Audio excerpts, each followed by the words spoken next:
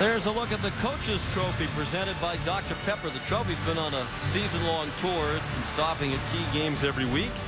It'll be awarded to the winner of the 2011 Tostitos BCS National Championship game right here in Glendale on January 10th. The trophy was created back in 1986.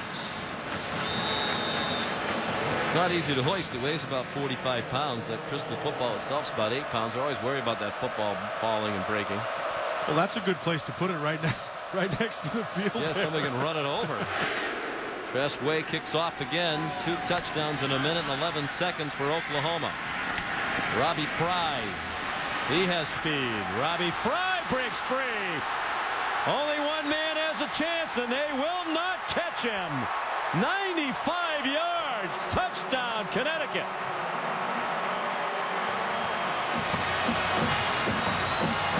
Well, the former Lehighton Indian used all that Lehigh Valley Conference speed.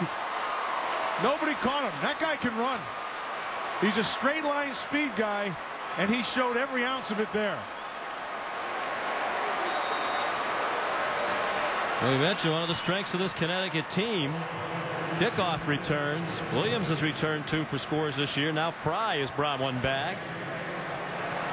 He had a key kickoff return at the very end of that South Florida game in the regular season finale to set up the game-winning field goal by Dave Teggart, who just kicked the extra point. Well, this is typical of UConn. They will scratch and claw in every way all the way to the end. Here's a look at it from our DirecTV Ultimate Picture Cam. All right, just a nice move on Rondell Lewis to the inside, and then he just got on that left sideline and just used his speed. And you can see he's just distancing himself from everybody. Run through a couple tackles.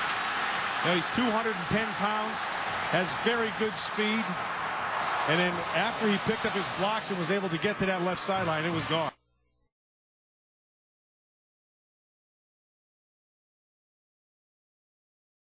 Just when it looked like the route was on, UConn score. They get back within 17 and a long way to go. 9:24 remaining.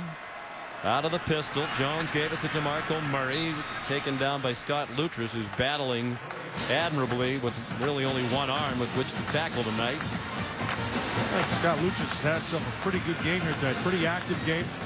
They pull him out. On the third downs. But I'll tell you, it's not easy to be tackling people with one hand and a club. You would have liked to have been clubbing people out there on a regular basis. There's DeMarco Murray the other way. Stopped just short of the first down by Bleedy Ray Wilson. And of course, you did tackle a few people in the Fiesta Bowl. Way back in 1977, our very own Matt Millen was the defensive most valuable player of Penn State's Fiesta Bowl win over Arizona State, coached by Frank Kush. And of course, your coach is still the coach of Penn State. Right there? Joe Paterno. That's a long time ago.